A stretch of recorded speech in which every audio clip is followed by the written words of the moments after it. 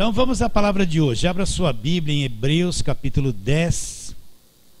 Hebreus 10, nós vamos ler versículos 1 a 4. E depois Colossenses 2, versículos 16 e 17. Então nós vamos aqui repetir algumas coisas. Mas por que, pastor, repetir algumas coisas? Eu sei que você sabe muito bem disso. Mas tem tanta gente na internet que nos acompanha, que não sabe esse arroz com feijão que a gente prega. Então, muitos desses domingos eu tenho vindo aqui com peso no coração, não por você que está aqui, eu sei que você já aprendeu bastante coisa, mas por aquelas pessoas de todo o Brasil que se comunicam conosco e que precisam muito enxergar esse arroz com feijão, comer essa palavra. Então eu prego para vocês e o Walter, através daquela câmera ali, vai mandar para toda essa gente. E muitas pessoas estão sendo libertas através desse simples evangelho que a gente prega, essa coisa simples, comum. Então vamos lá, Hebreus 10, versículos de 1 a 4. Ora, visto que a lei tem sombra dos bens vindouros, leia e entenda. Visto que a lei tem sombra dos bens vindouros, não a imagem real das coisas, nunca jamais pôde tornar perfeitos ofertantes com os mesmos sacrifícios que ano após ano perpetuamente eles oferecem. Doutra sorte não teriam cessado de ser oferecidos, porquanto que prestam cultos, tendo sido purificados uma vez por todas, não mais teriam consciência dos pecados. Entretanto, se faz esse sacrifício, entretanto, nesse sacrifício faz recordação dos pecados todos os anos. Porque é impossível que sangue de touros e de bode remova pecados. Agora marca aí esse Hebreus, nós vamos voltar nele. Vamos lá para Colossenses. Vamos ver o que Paulo fala nesse mesmo sentido. Versículo 16 e 17 ele diz: ninguém, pois, vos julgue por causa de comida, de bebida, de festas, de lua nova ou sábados, porque tudo isso tem sido sombra das coisas que haviam de vir. Porém o corpo é de Cristo. Então vamos orar. Deus que nos ama, que quer que entendamos a verdade. Aqui estão estes meus irmãos. O objetivo principal do nosso coração é que cada um conheça a verdade. Entenda, tenha no seu espírito revelação da palavra que é espírito. Eu também oro por todos quantos nos acompanharão pela internet, que o espírito deles sejam despertados para a verdade. Alcance aquelas pessoas que foram exploradas em nome da fé, pessoas machucadas, pessoas que não sabem nem o que é salvação eterna, Senhor, e viver algum tempo dentro de uma igreja. Que esta pregação simples alcance esta gente, Senhor. Assim oramos pela fé, crendo, em nome de Jesus. Fale assim, amém. Então o escritor de Hebreus, para quem foi escrita essa carta aos hebreus? Quem são os hebreus? Para você entender. Os hebreus são aqueles judeus que estavam debaixo da lei, que viviam debaixo do Velho Testamento, que praticavam a lei, que iam nas sinagogas, e muitos deles receberam o evangelho, estavam vindo para o evangelho. Então o escritor de Hebreus escreve esta carta para quê? Para ajudá-los nessa transição da lei para a graça. Eles estão vindo para o evangelho, mas com a cabeça cheia da lei, nasceram debaixo da lei, aprenderam muito sobre a lei, e agora receberam o evangelho, estão se abrindo para o evangelho. Então o escritor de Hebreus escreve essa carta para ajudá-los nesse período de transição da lei para a graça, enxergar Jesus Cristo, enxergar o evangelho. Então nesta parte, nesse capítulo 10 aqui, o que o escritor está dizendo a respeito da lei? Então, quando se fala da lei, você tem que entender que a lei, ela cobriu todo o Velho Testamento até Malaquias. O ministério da lei, ela cobriu todo o Velho Testamento. Então, quando se trata da lei, todas aquelas práticas da lei, tudo aquilo que se praticava, que você ouve lá na Velha Aliança. Então tenha isso em mente, o escritor sabe o que está dizendo aqui, sabe o que é lei. Então ele está dizendo, visto que a lei tem sombra, presta atenção, a lei tem sombra dos bens vindouros. Então ele está afirmando o quê? Como Paulo diz em Colossenses, que a lei era uma sombra, não era uma imagem real das coisas. Ela foi utilizada por Deus, teve o seu valor. Mas aquilo era uma sombra, aguardava-se uma imagem real. Cristo viria, Cristo seria a imagem real, ele cumpriria toda a lei, todo o velho pacto, e instituiria no seu sangue uma nova aliança, um novo testamento. Então ele está dizendo que tudo aquilo foi uma sombra, aquilo não pôde aperfeiçoar ninguém. E depois ele termina no versículo 4 do capítulo 10, aqui ele fala assim, porque é impossível que sangue de touros e de bodes remova pecados. Então todos aqueles sacrifícios de animais, tudo aquilo que se praticava na lei, que se fazia suas ofertas e sacrifícios para cobrir o pecado, não tinha poder de remover o pecado. Aquilo foi uma sombra, algo utilizado por Deus por um período. Agora quando Cristo vem, ele cumpre tudo isso, ele substitui tudo isso. E a sombra deixa de ser útil. Por quê? Porque a imagem real é Jesus Cristo, ele aparece como a imagem real das coisas. Então vamos supor que às 10 horas da manhã você sai no seu quintal, está um sol, você olha ali, ó, vê a tua sombra. Você é a imagem real, aquilo ali é só um projeto meio sem forma. Vem de você, porém é deformado. Então foi isso que o escritor está querendo dizer, que tudo aquilo, a sombra, a lei, houve um propósito, mas uma coisa deformada. Agora Cristo vem, ele é a imagem real, cumpre e estabelece no seu sangue o quê? Um novo testamento e uma nova aliança. Então entenda isso, meus irmãos. Eu falo assim, mas para eles, nós vemos hoje a igreja voltada para o Velho Testamento, todas as campanhas que eles fazem, os votos, sacrifícios, tudo é voltada para a lei. Uma igreja da nova aliança, que toma a ceia, que fala, este cálice é o novo testamento no meu sangue. Porém, ela vive debaixo da sombra, fazendo os votos, sacrifícios, toda aquela parafernália de coisa. E não consegue enxergar a nova aliança, o novo e vivo caminho que Cristo abriu com seu sangue derramado na cruz. Não consegue enxergar. Lá eles estão lutando para ser libertos. Mas aqui na nova aliança, Cristo já nos libertou. É totalmente diferente. Lá eles estão numa guerra, numa intensa prática de coisas. Mas aqui Cristo já nos libertou de tudo isso, estabeleceu uma nova aliança. Nós vivemos pela fé, não somos salvos pelo que fazemos, mas pelos que cremos o que Cristo já fez na cruz por nós. Então tudo aquilo foi uma sombra que passou. Você consegue entender isso? Olha que Paulo fala, eu vou ler ali Colossenses de novo.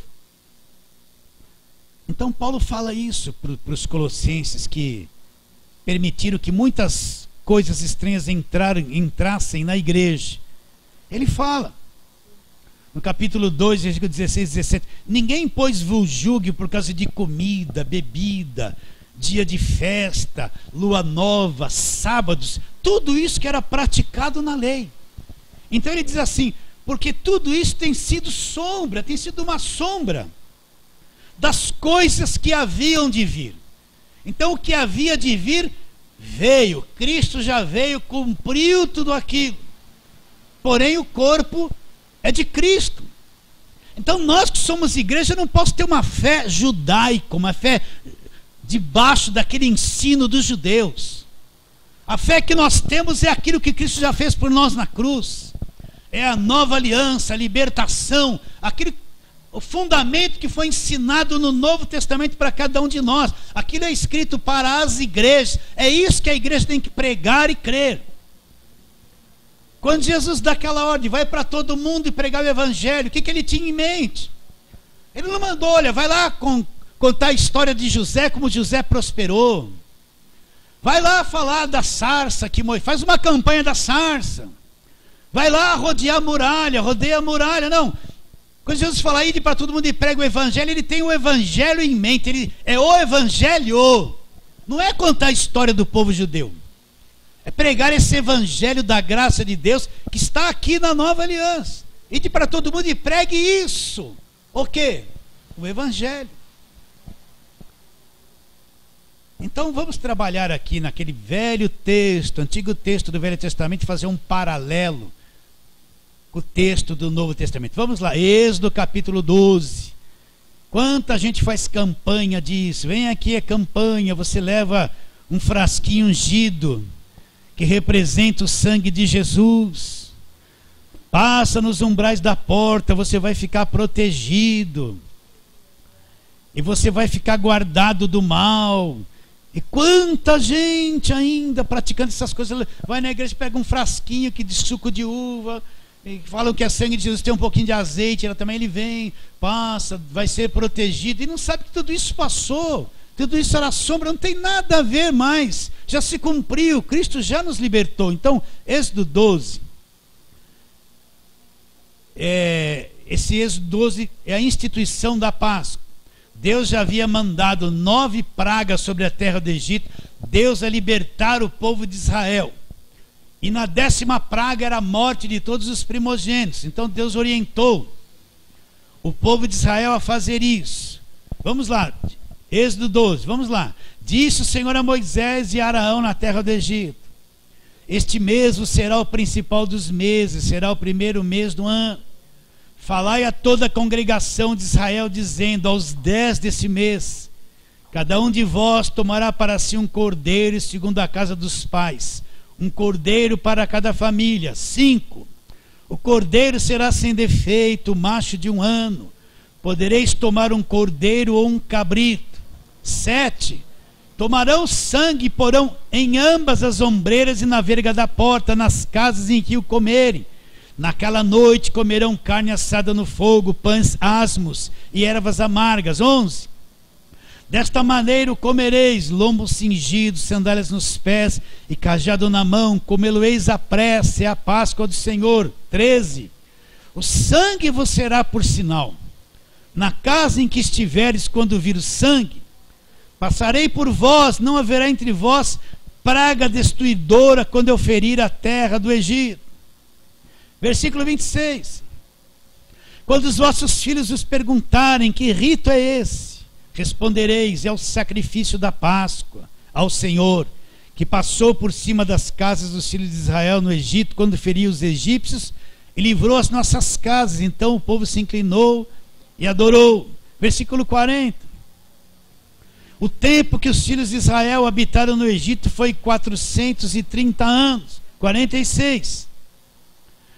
O cordeiro há de ser comido numa só casa, e de sua carne não levareis para fora da casa, nem lhe quebrareis osso algum. Então foi isso, a instituição da Páscoa. Deus vai passar sobre a terra do Egito, vai matar todos os primogênitos, e naquela noite, naquela madrugada, o fim do cativeiro de 430 anos vai acabar. Então Deus dá essa orientação: isso aqui vai se cumprir, é a Páscoa para os judeus, não para nós, porque nós não comemoramos Páscoa do Senhor. Páscoa é coisa da velha aliança, do povo judeu. Nós comemoramos a ceia do Senhor. A ceia do Senhor não tem nada a ver com a Páscoa. A Páscoa já foi cumprida na cruz. Então eu preciso entender isso. Então vamos encontrar o cordeiro e o sangue lá no Novo Testamento. Por quê? Porque isso aqui era um tipo do que Cristo faria no futuro. Isso aqui era um tipo, essa escravidão é um tipo da escravidão do pecado sobre o homem. Esse cordeiro é o que libertou, que pôs o sangue nos umbrais da porta. É um tipo da libertação da escravidão de 430 anos. Para nós é a libertação que Cristo já realizou na cruz. Então Cristo vem e cumpre tudo isso aqui por cada um de nós. E nós não precisamos voltar nesse texto para ficar fazendo a mesma coisa como campanha, como pregação, como voto, porque deixou de ser. Isso aqui é uma sombra. Então vamos encontrar o cordeiro e o sangue lá no Novo Testamento. Então vamos lá, João capítulo 1, onde nós estamos estudando as sextas-feiras. João 1, Mateus, Marcos, Lucas, João. Você já sabe de cor isso, hein? João capítulo 1.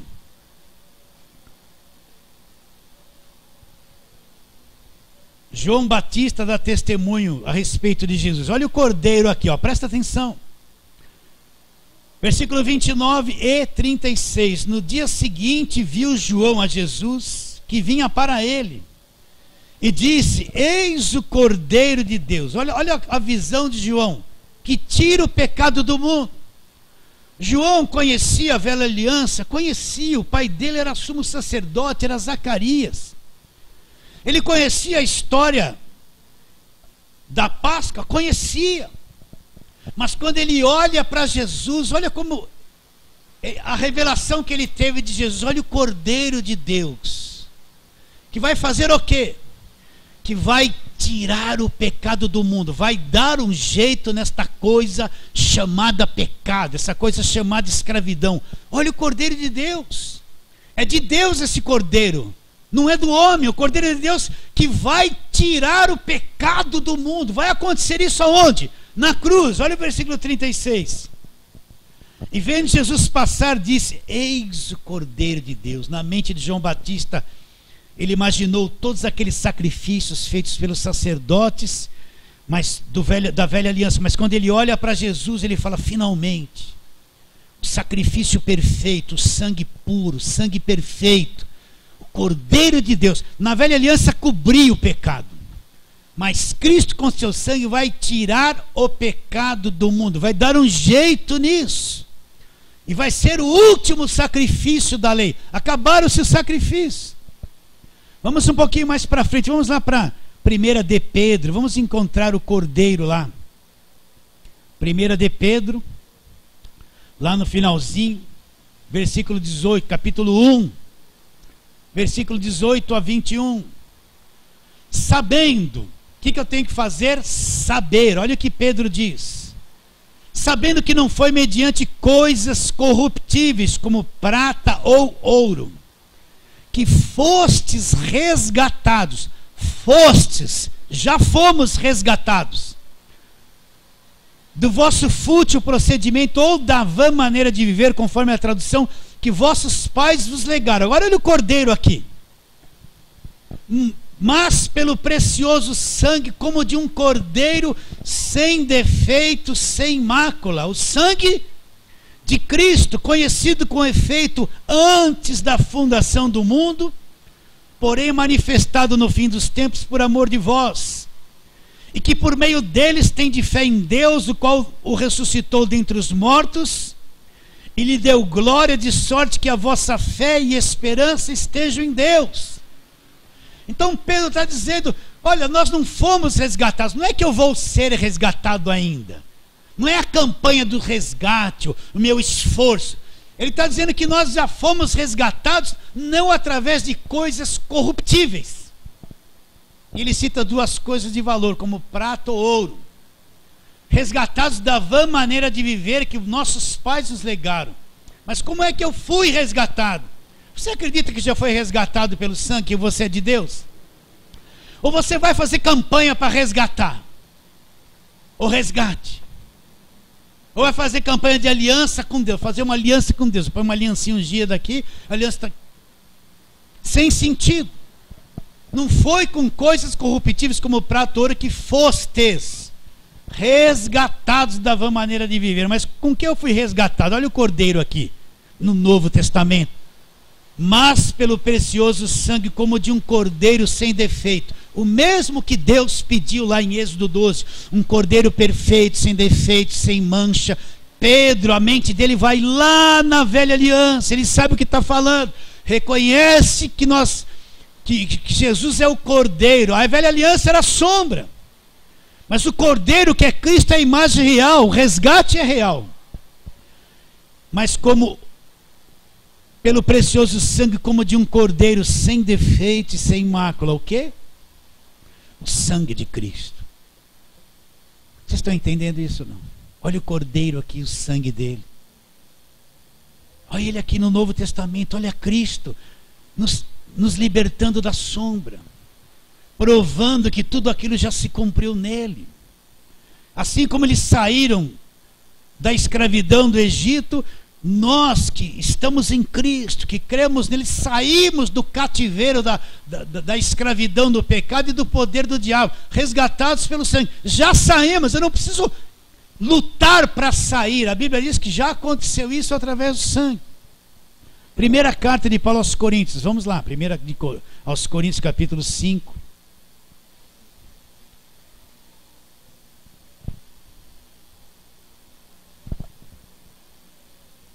Esse capítulo fala da impureza da igreja de Corinto, mas ele, a partir do versículo 6, 1 Coríntios 5, 6, não é boa a vossa jactância, não sabeis que um pouco de fermento leveda toda a massa? Lançai fora o velho fermento, para que sejais nova massa, como sois de fato sem fermento. Agora olha como ele apresenta Cristo, pois também Cristo, o nosso Cordeiro Pascal, foi imolado. Como que ele apresenta a Cristo? Ele vai lá com a mentalidade da Páscoa. Ele diz que Cristo é o nosso Cordeiro Pascal. Ele já foi imolado, já foi morto, já aconteceu. Então Cristo, ele é a imagem real. Lembra que nós lemos? A lei tem sido sombra dos bens vindouros, não a imagem real. Então tudo aquilo foi útil por Deus por um tempo, mas agora Cristo vem e substitui tudo aquilo. Ele é a imagem real, ele é o verdadeiro Cordeiro, o sangue dele é o verdadeiro sangue do resgate, da nova aliança. Então não preciso voltar para o passado para tentar crer daquele jeito, passar alguma coisa nos umbrais da porta. Por quê? Porque eu estou negando o que Cristo já fez por mim. Estou negando aquilo que já se cumpriu na cruz. Eu estou voltando para a sombra. Não vi a imagem real, a grandeza do que Cristo já fez por cada um de nós. Não vi ainda. Vocês entendem isso que eu estou dizendo? A imagem real já veio, é Cristo, e Cristo já cumpriu todas as coisas. Está bem claro o Cordeiro aí? Viu o Cordeiro na nova aliança? Esse Cordeiro substitui tudo aquilo que era do Velho Testamento. Aquilo é a sombra já passou. Cristo, nosso sol da justiça, já brilha, não tem mais sombra.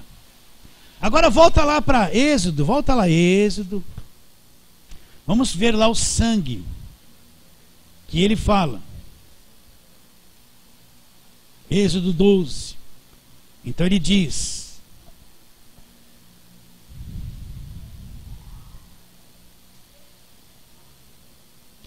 versículo 7: e tomarão do sangue e o porão em ambas as ombreiras e na verga da porta, nas casas em que o comerem. Olha o versículo 13: o sangue vos será por sinal nas casas em que estiverdes. Quando eu vir o sangue, passarei por vós, não haverá entre vós praga destruidora quando eu ferir a terra do Egito. Então, repare bem, ele disse assim, ele ordenou que se passasse o sangue nos umbrais e na verga da porta. E o sangue seria o sinal.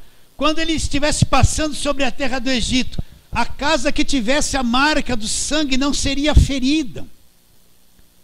Nenhuma praga entraria naquela casa. Não porque quem estava dentro da casa era bonzinho, era santinho, tinha sacrificado tudo, tinha feito voto, tinha jejuado. Não, eles não tinham nenhuma qualificação, eles eram escravos ainda, não haviam ainda saído do Egito. Mas o que daria cobertura a eles, o que impediria que qualquer praga tocasse neles, olha, isso é grande. o que impediria que nada entrasse na casa deles, eles ficassem protegidos, não era a santidade deles, mas era o sangue, a marca do sangue. Vocês estão entendendo? E quando Deus passou pelo Egito, nenhum deles foi tocado por praga nenhuma. Se um sangue de um cordeiro, de um animal, teve esse efeito lá na velha aliança, então entenda, imagina o sangue do cordeiro perfeito, o sangue do Deus homem, homem Deus, sangue perfeito de Jesus Cristo, puro, sem pecado, da nova aliança, é muito superior àquilo. Se eles tiveram essa cobertura lá, por que nós não acreditamos na cobertura do sangue de Jesus aqui, presente nos dias de hoje? Esse sangue perfeito que foi derramado na cruz. Se lá eles não foram tocados, por que o crente acredita que é tocado na nova aliança? Que o diabo toda hora está na vida dele, o mal pega ele, é demônio, é mandinga, é inveja, é feitiço, é macumba. Como que ele acredita que tudo isso tem efeito sobre ele? Se um sangue de um animal cobriu eles lá no Velho Testamento, então o sangue de Jesus não vale nada no Novo? Muito superior. O sangue de Jesus é muito superior. Então nós estamos debaixo desta cobertura do sangue.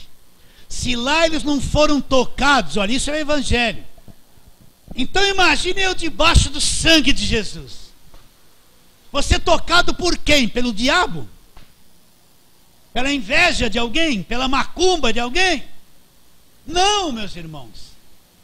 Agora isso precisa ser ensinado, pregado, falado, ensinado, constantemente. Tem um monte do povo de Deus nas igrejas debaixo de cativeiro, de medo, tristes, angustiados, sem saber o que é o Evangelho.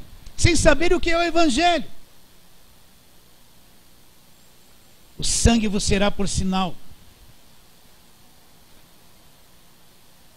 Nas casas em que estiverdes, quando eu vir o sangue, passarei por vós, e não haverá entre vós praga destruidora quando eu ferir a terra do Egito. Agora vamos trabalhar no sangue da nova aliança. Volta lá em 1 de Pedro, que nós já lemos. 1 de Pedro. Você tem que saber isso muito bem. A gente falava assim, quando eu estava no meio do pentecostalismo, falava assim: o sangue de Jesus tem poder. O sangue para proteger a gente, qualquer coisinha, o sangue de Jesus, né? Eu não sabia nada do que era o sangue de Jesus. Era que nem uma palavra mágica para o demônio ficar com medo e fugir de mim. Então me largar, né? É uma palavra de proteção. Primeiramente, o sangue não foi oferecido para o diabo, ele foi como uma oferta de sacrifício para Deus. Para Deus. Vocês estão entendendo ou não? Então o crente fala: o sangue de Jesus tem poder, não sabe nem o que está falando. Ele pensa que é uma palavra mágica para o diabo ficar com medo e fugir. Clama pelo sangue. Onde está escrito que eu tenho que clamar pelo sangue? Não tem um versículo que diz que eu tenho que clamar pelo sangue. Mas tem versículos ricos que nós vamos ler do poder que existe nesse sangue e que já fez isso por nós. Já foi feito. Eu tenho que crer e viver pela fé aquilo que já foi realizado na minha vida. Isso é o Evangelho. Então 1 de Pedro, vamos lá, aquele mesmo capítulo 1, versículo 18 e 19. Olha: sabendo que não foi mediante coisas corruptíveis como prata ou ouro que fostes resgatados do fútil procedimento que vossos pais os legaram, mas pelo precioso sangue, como de um cordeiro sem defeito e sem mácula, o sangue de Cristo. Se lá na velha aliança a casa que tivesse a marca do sangue não era tocada, imagine eu na nova aliança debaixo do sangue de Cristo. Foi resgatado da vã maneira de viver. Vocês estão entendendo? Quem eram esses pais que ele fala aqui? Os nossos pais, Adão e Eva. Toda essa maldição e pecado que entrou no mundo por causa de Adão e Eva. Então nós somos resgatados dessa condenação pelo sangue, desse legado de Adão e Eva. Fomos resgatados. Então o crente, ele é um resgatado pelo sangue. Ele pertence a Deus, é um liberto pelo sangue. Liberto do poder do diabo, da condenação. Ele é liberto. O sangue de Jesus, o cordeiro sem mácula, o verdadeiro cordeiro, com seu sangue já fez isso por mim. Pedro sabia disso. Agora, por que nós não cremos nisso? Porque nós duvidamos. Eu vejo uma pessoa acreditando muito mais num suco de uva passando na porta para ser protegida. Coisa de doutrina de homem, que nem na Bíblia está. E não consegue crer no que Pedro disse, ou não foi ensinado a respeito. Pessoa confiando em coisas mortas, religiosas, e não dá crédito para aquilo que está escrito na palavra de Deus. Sabendo que não foi mediante coisas corruptíveis como prata ou ouro que fostes resgatados do vosso fútil procedimento que vossos pais os legaram, mas pelo precioso sangue como de um cordeiro sem defeito. Olha o cordeiro sem defeito, sem mácula. Olha aqui a imagem real de Jesus Cristo. O sangue de Cristo. Então presta atenção. No dia que você creu em Jesus Cristo, eu não sei como foi, você o recebeu como único e suficiente Salvador, creu nele, ele te resgatou com sangue assim, para ele. E nunca ninguém terá poder de tomar você das mãos dele. Jesus Cristo não é alguém fraquinho, pequenininho. Vocês estão entendendo? Alguém frouxo naquilo que fala. Não, ele é grande e poderoso. Se ele falou, é a verdade. É a verdade. Então esse evangelho que põe peso, jugo em cima do povo, o povo está cansado disso. Chega, fala essas verdades para as pessoas. Vamos em frente. Romanos capítulo 5. Romanos 5, 8.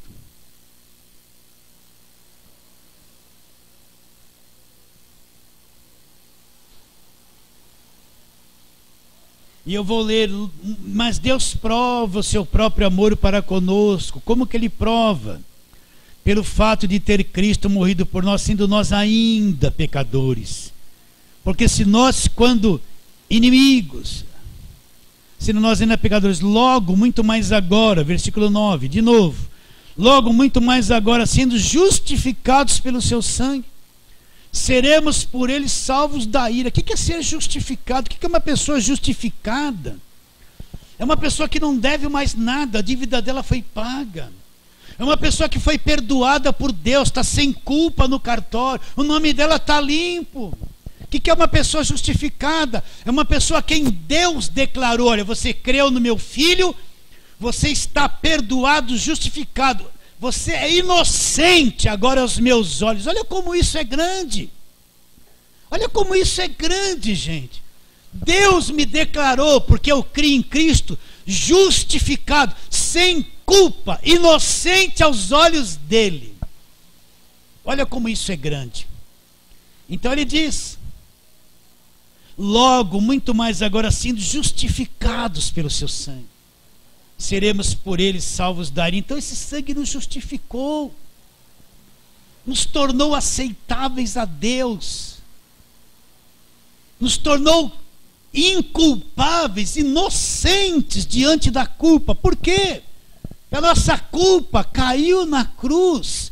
Eu fui julgado na cruz no Senhor Jesus Cristo. A minha culpa, a minha dívida, ele quitou lá, pagou o que eu devia lá, e Deus me inocentou através daquele sangue derramado.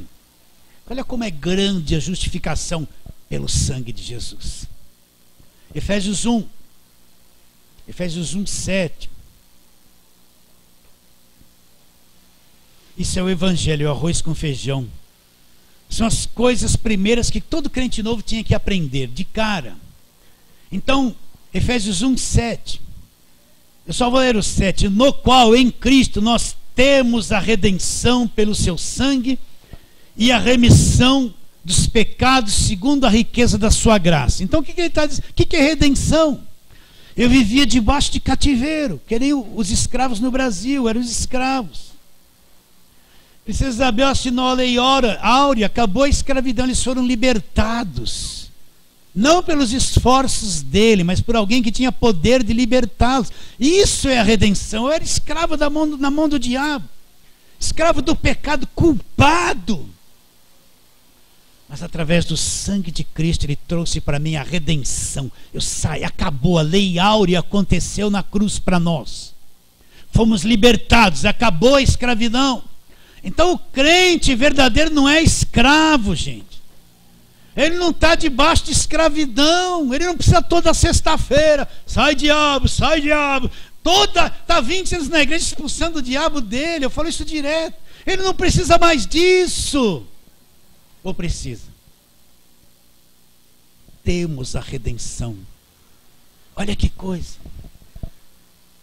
Você pode passar anos sem entender isso que eu estou te dizendo, achar até que está meio esquisito isso.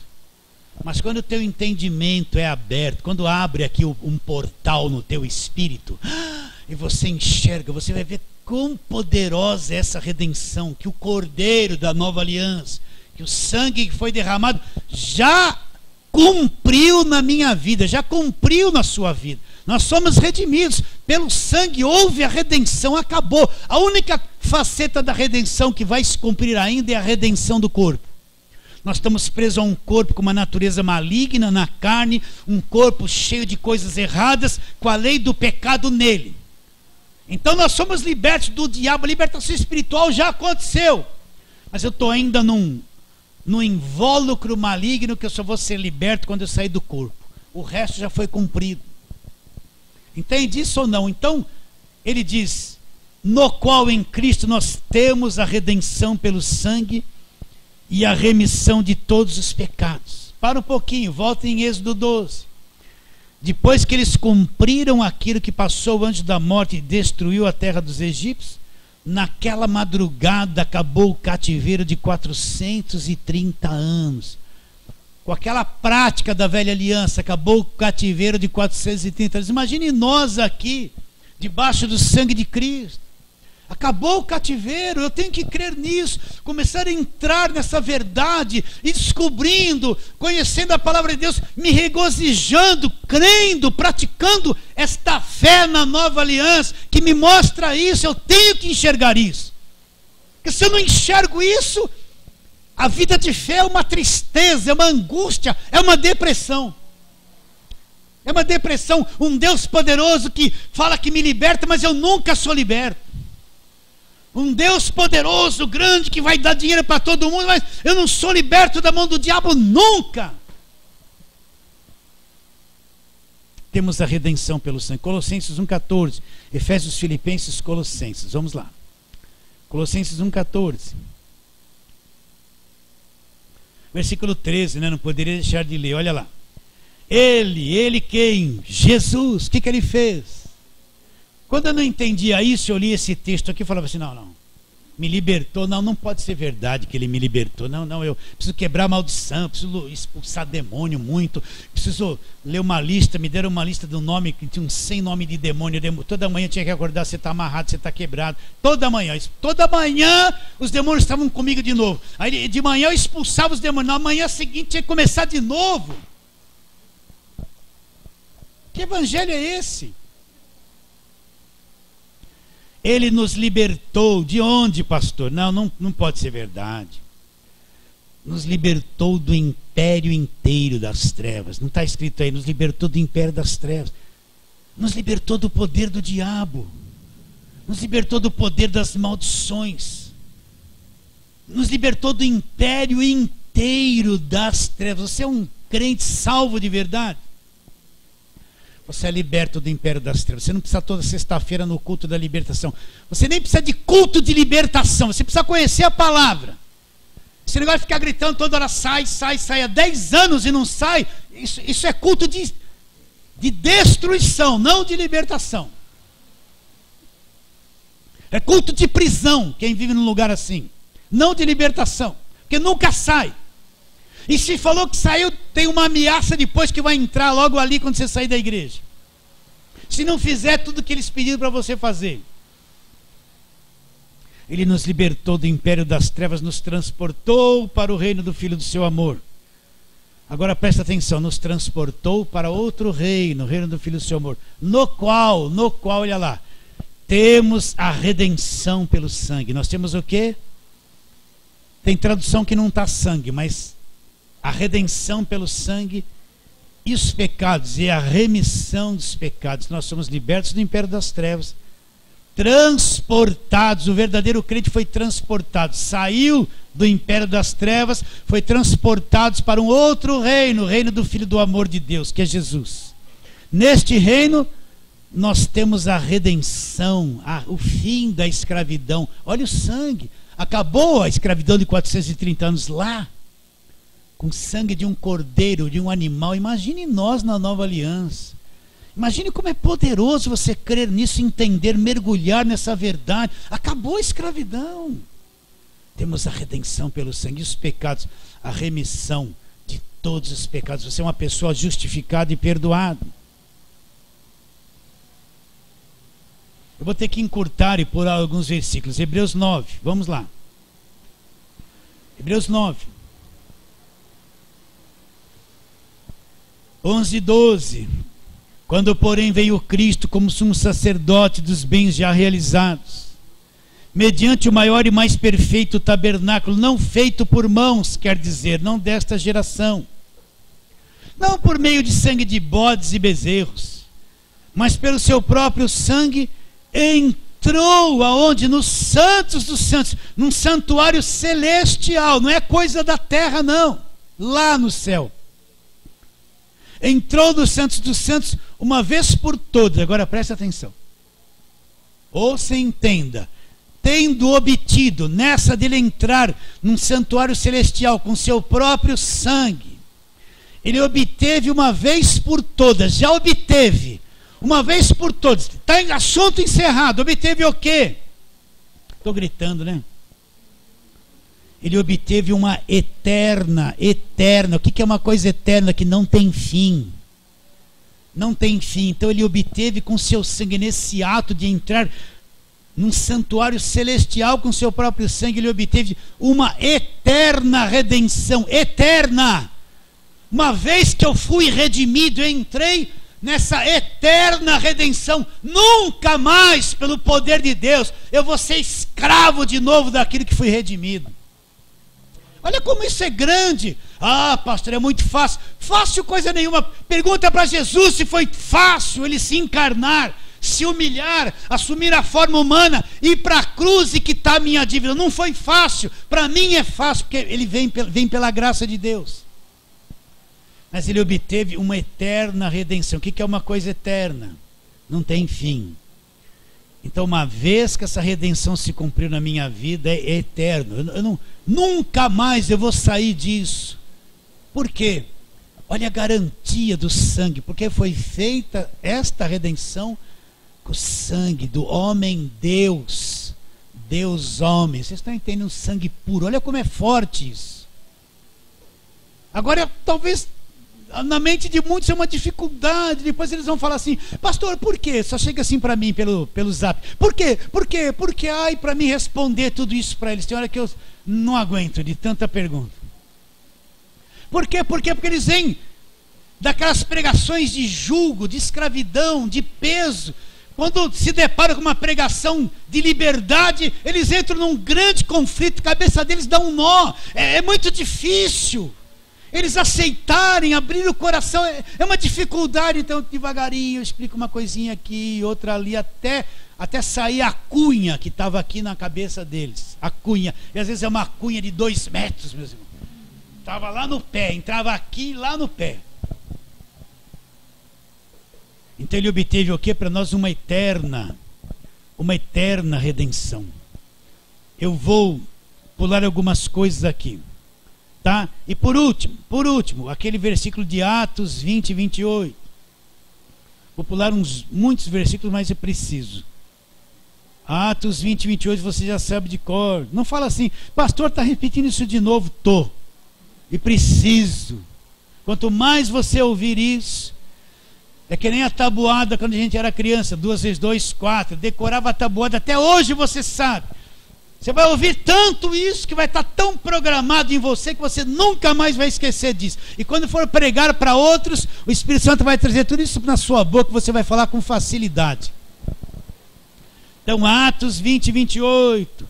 Atendei por vós e por todo o rebanho, sobre qual o Espírito Santo vos constituiu bispos, para pastoreardes a igreja de Deus, vírgula.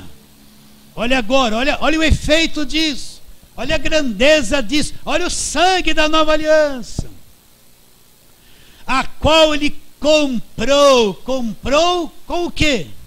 O seu próprio sangue. Então nós fomos comprados pelo sangue. Deus não tinha sangue, Deus é espírito. Mas um dia Deus se encarnou na pessoa de Jesus Cristo, assumiu a forma humana e teve sangue correndo nas veias dele. Deus passou a ter sangue na pessoa de Jesus Cristo. E esse sangue que correu nas veias de Jesus Cristo, o sangue da nova aliança, que nos resgatou, que nos redimiu, que nos justificou, que nos tirou da vã maneira de viver. Este sangue nos comprou para Deus. Nós somos propriedade exclusiva de Deus. Você é de Deus, ninguém toca em você. Você foi comprado pelo sangue. Está com medo do quê, meu Deus? Está com medo de mandar uma mandinga?